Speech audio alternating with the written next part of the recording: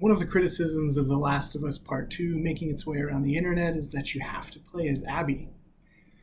There is no choice in this matter. You play as Abby if you want to finish the game.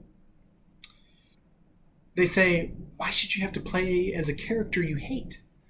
She killed Joel, after all. We are programmed to hate her. If you've played The Last of Us Part 1, you grew an attachment to Joel from the first scenes of that game. But now we have to play as the person who murdered him? This is a field too far. This is a good move by Neil Druckmann and the people at Naughty Dog, though. The objectives of the game are simple. Kill Abby, kill Joel, kill Ellie, and secondarily, kill WLF members and kill Scars. That's everyone, if you're keeping track at home. But through the story, we are also given moments of tenderness between Ellie and Dina, Ellie and Joel, Abby and Owen, Abby and Lev, so on and so forth. Through these objectives and narrative points, we can better understand the overall themes, the failure and inadequacy of revenge, but also that there are no heroes. Of course, lest they glorify the revenge Ellie seeks or proclaim Ellie a hero for abandoning her family and town to seek that revenge, Naughty Dog added a counterbalance. They make you play as the person you thought you'd march to Seattle and kill. Game over. The marriage of these two things, the narrative and the gameplay, might be called ludonarrative consonance, but its opposite serves us well in this situation too. Ludonarrative dissonance is a term coined by Clint Hocking that refers to the disconnect between a game's narrative and gameplay.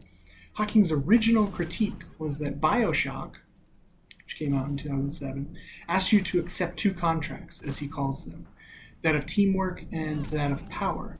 The narrative encourages teamwork, while the gameplay forces you to take selfish action, which means helping someone else is presented as the right thing to do by the story, yet the opposite proposition appears to be true under the mechanics.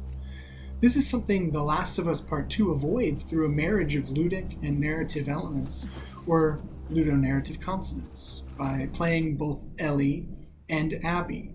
In doing so, the thematic elements of the game, something Naughty Dog does so well, become clear.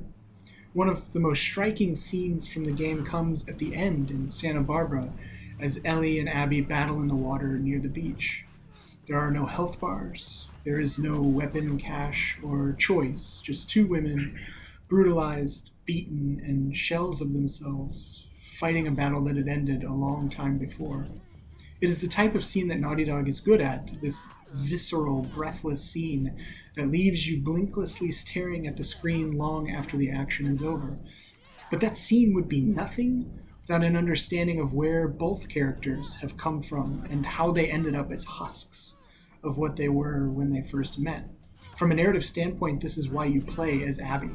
If you don't play as Abby, you don't feel relief and heartbreak as Ellie sits quietly in the water while Abby and Lev paddle away to recover their lives. There is no opportunity for us as players to realize that we are glad both of these women have survived, but also that they didn't need to be in this situation from the start. Neither is a hero. There are times when it doesn't feel good to keep going. As Abby, you know you are shooting at Tommy or Ellie. As Ellie, you know you are leaving behind the most important people in your life. You know you are pursuing something that should be forgotten. But the game can't be finished without your thumb's gradual movement forward. The story moves because we move it, and this lack of agency for ourselves in the gameplay creates opportunity for empathy and understanding. Only by our pushing through the story, both stories in this case, do we get the tale of two broken women pushing themselves into oblivion.